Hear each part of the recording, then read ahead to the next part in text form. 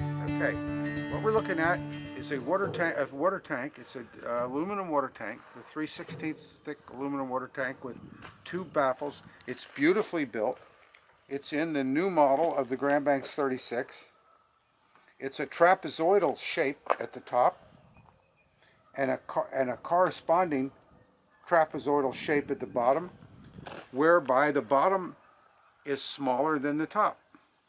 And it takes two tanks in the lazarette, and they fit together asymmetrically, one on one side and one on the other side. These are not tanks that you can buy from a catalog because they only fit a certain way in the boat, and they're very well made. They're beautifully made, and it makes me cry when I have to cut one up because of a situation like this. But what we're looking at here, as you can see by looking in this tank, by this dark line case of too much water kept in the tank. And what this water does is it contains fluoride. And by containing the fluoride, sometimes the place where the fluoride water was accepted into the tank could have been a municipality which had a problem with their water system, and they allowed too much fluoride in the water. Well, any fluoride in the water actually preserves the water. A little too much fluoride in the water can cause damage to people and to tanks. Well, in this case, what we're looking at is we're looking at the scale that's in this cup that I removed from the bottom of this tank by simply sweeping it up with a brush.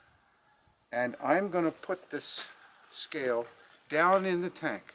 But before I do, I'm going to describe what this tank looks like. And when you look at the bottom of the tank, right here, there's a hole here, a hole here, and a hole there. And those holes are at the bottoms of certain craters. These craters look like great big zits at the beginning. And later, you see, it looks like the moon. You see, there's a pitting pattern, and it's almost like a wave on a shore where this tank has been attacked by this fluoridated water all around in this area. Now, this material that I'm about to drop into this tank is the very material that came from this tank.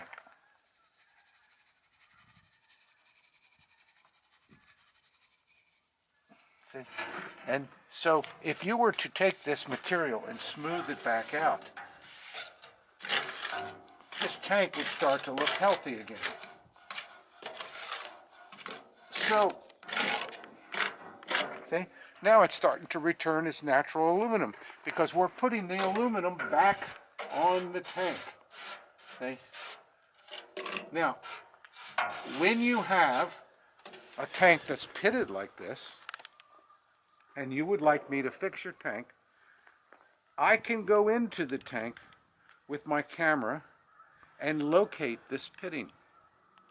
I can take pictures of it, and based upon tanks that I've taken apart and the pictures I've taken of those, I can tell you how far you are along in the trajectory of having a pit that will leak water.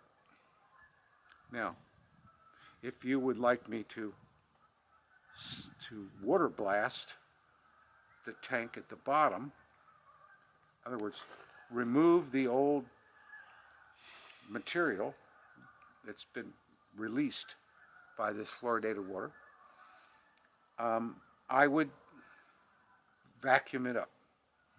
I would use special tools to vacuum this material up, and then I would come in here with a little pressure washing system and pressure wash the walls and the bottom of the tank. And then the next step, we would then let that dry, and then we would vacuum it one more time.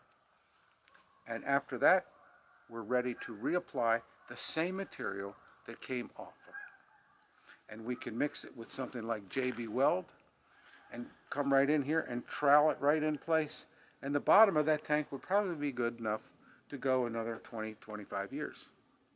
There's only one problem. It's really hard for me to reach down and do this when there's an aluminum top welded on the tank. But it is possible to cut sections out of the top of the tank, like this, take them off, and make this repair. Provided, of course, there's no deck directly above the tank. That makes it difficult. But often enough, people just say, Mr. Shannahan, we want new tanks. And I suggest to them that they get food-grade tanks. This is not a food-grade tank.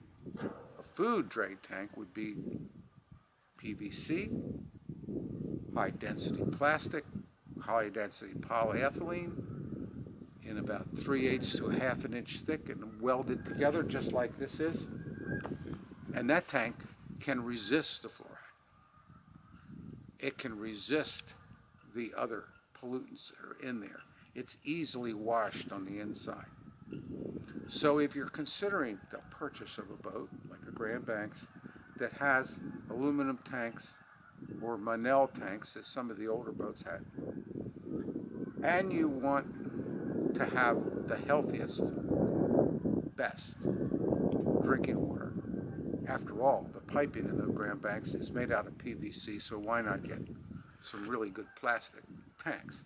That's what we're in the business to do, or we can fix it.